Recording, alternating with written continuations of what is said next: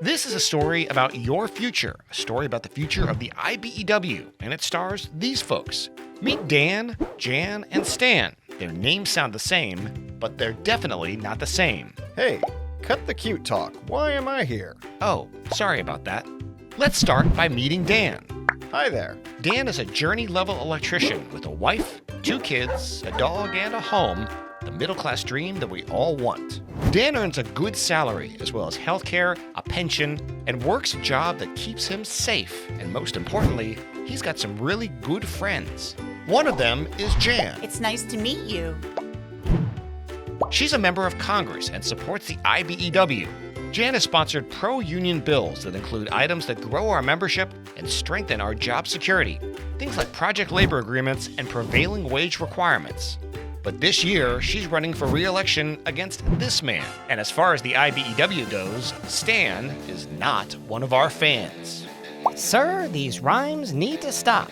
Sorry about that. Stan's friends look a lot different than Jan's. They're wealthy, corporate lobbyists who help him write bills to aid big business and take away union rights. Rights that unions established years ago. If they become law, they can impact everything the IBEW works and stands for. How could this happen? Well, let's take you back to Policy 101. Every law has a beginning, and that beginning is a simple idea on how to better our community. These ideas come together from citizens like you and me. Elected officials take these ideas and put them into bills.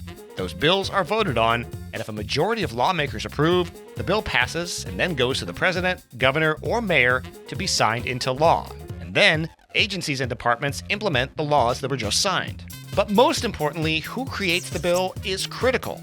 And on that point, let's see if we can bring back our political leaders, Jan and Stan.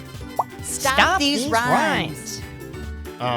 Sorry. As we said before, Jan puts tools that help the IBEW into bills. Project labor agreements set good wages and benefits for construction projects that Dan works on. And PLAs guarantee work for IBEW locals like Dan's. They also make sure that projects will finish on time, on budget, and safely. Prevailing wage is another tool. It encourages hiring local electricians on public projects and keeps pay similar to projects around those electricians' region. Jan knows how to get support for these bills, and that benefits Dan as well as the entire IBEW. But if Stan wins, it's a different story. Suddenly, the IBEW has fewer friends, and Stan's lobbyist buddies will have the power to write bills that will hurt Dan and the entire IBEW. This can mean fewer projects, lower pay, and lower benefits. Dan would be working, but Dan would also be working for less. And this is why we need to watch elected officials and make sure their actions are closer to Jan than they are to Stan.